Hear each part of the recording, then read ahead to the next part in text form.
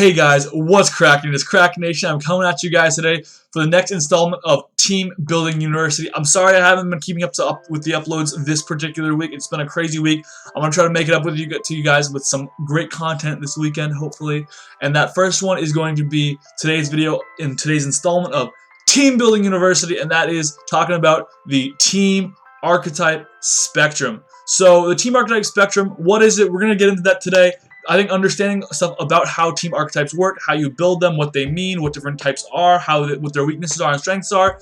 And I will say also, this video is going to be very broad and general and background information on team archetypes, and then specific videos and installments of Team Building University in the future will be where you can go to get that more specific information about a particular archetype that you might want to play. Now those videos aren't necessarily out yet, they will be in the future, trust me, but for now, this is going to be the more general stuff, and then we will delve into every single individual concept in future videos down the road. So let's go ahead and talk about what a team archetype is, right? And so the definition of a team archetype is a mold of team that allows you to make decisions and team build in a way that supports a specific orientation of gameplay. So basically, the way I can kind of boil this down is how does your team building and your gameplay meld together into you winning games. So decisions that you're making in team building and gameplay, so that means what cores are you making, how are you supporting those cores, what type of synergies do those cores possess, and then with their partners therefore. And then when you're using those cores in game, how are you switching, how are you pressuring, how are you keeping and gaining momentum. All these things kind of factor into each other, as well as how you're stopping your opponent's your opponent's momentum, their pressure. All these things factor into what kind of defines a team archetype, and how you make decisions around those things or why it's important. Okay, so yeah, exactly. What is a team archetype? All right, let's go ahead and talk about why they are important. So first up, like I talked about earlier, they are going to help you make smart team building choices. When you're deciding what you have as a core and how you're going to synergize with that core, it might be really helpful to ask yourself, hey, I'm building a pretty hyper offensive team.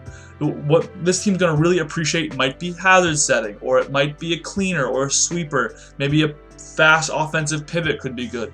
And these are going to help you make smart team building choices once you've identified the kind of team archetype that you are constructing. Next up, helping you translate team building choices into gameplay. Like I was talking about earlier, now that you understand you are playing a hyper offensive team, now you're making those, and this also goes to my next point, of synergistic teams are conducive to making good decisions in battle.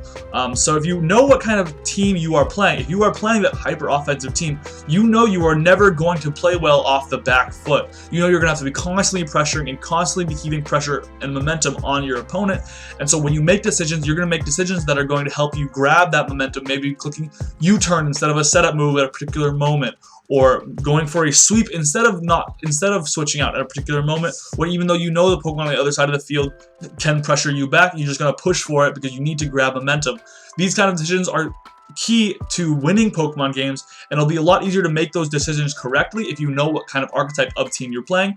So these synergistic teams are conducive to making good decisions in battle because your team will support an overall game plan and an overall archetype of game style of play, and that's why team archetypes are important. So let's talk about this spectrum here. I've got this little arrow here, this little graphic for you guys. This is basically talking about what the archetypes are. We're going to outline all the different types of archetypes here that you might hear about in competitive play and competitive conversation.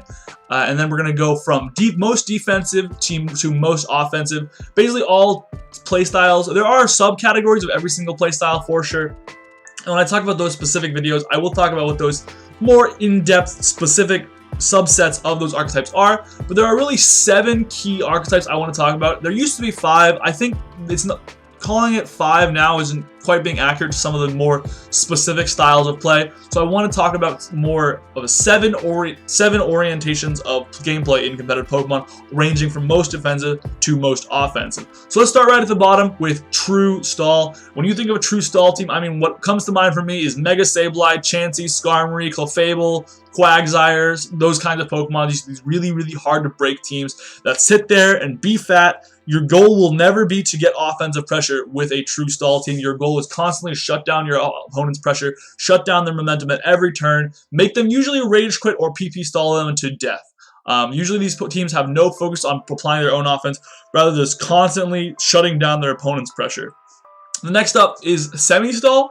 Similarly to Semi-Stall, you might find that your team is mostly built around applying defensive pressure, but I wouldn't be surprising if a good semi-stall team maybe had a defensive win condition like something like a Curse Lax or a Calm Minesweeper. One of these type of Pokemon is a win condition later in the game, maybe a defensive pivot core that can kind of put some offensive pressure on, even would be possible something like a Rotom Wash comes to mind for a semi-stall team. Those are definitely options that you could consider, but for the most part, the principles of True Stall hold true with semi-stall as well, and you're just going to be focused on maybe putting one offensive presence Pokemon on your team that can make use of all the chip damage your stall Pokemon are getting.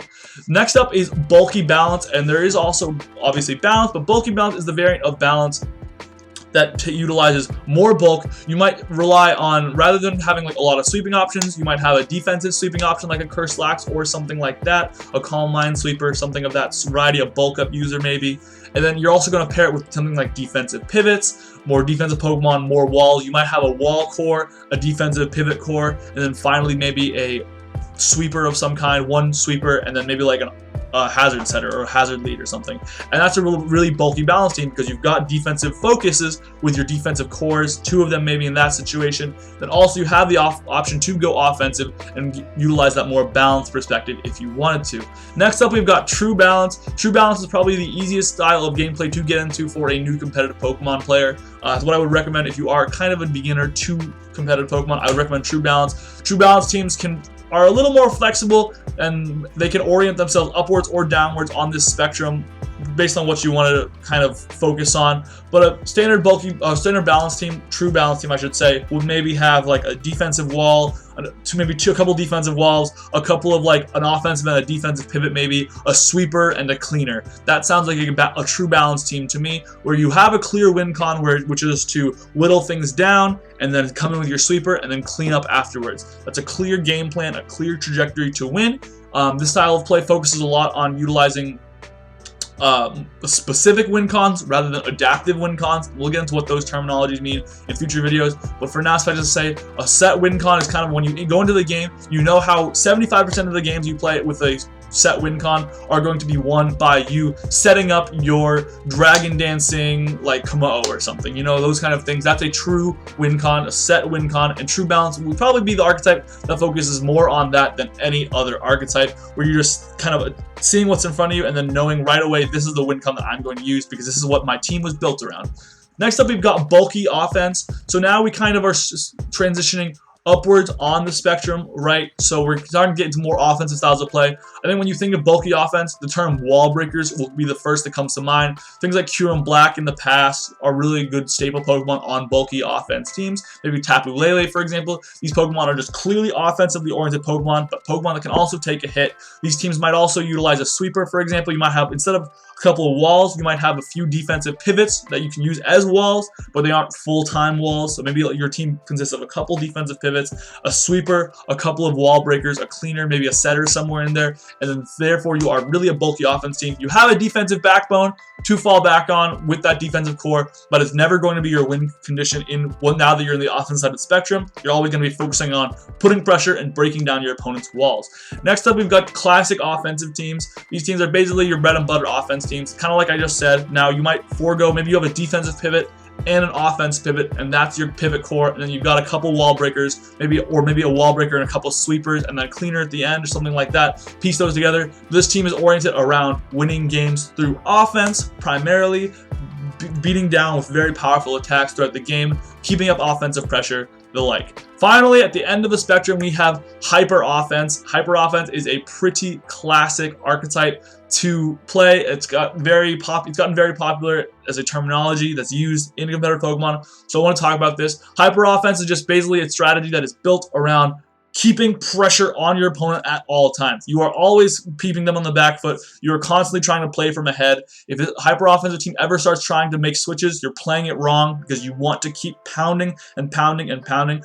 I think what's really important when you're playing hyper offense is that concept I brought up earlier, which is adaptive win conditions, which is when you recognize maybe something switched in the match, maybe the momentum of the match is going now in a different direction, and you need to reorient your game plan. So maybe on turn 4, your win con is winning with your Swords Dance Scissor. But on turn By turn 9, you realize Swords Dance Scissor was, for whatever reason, no longer the play, and now you need to switch to winning with a different sweeper, or a different cleaner, or something like that.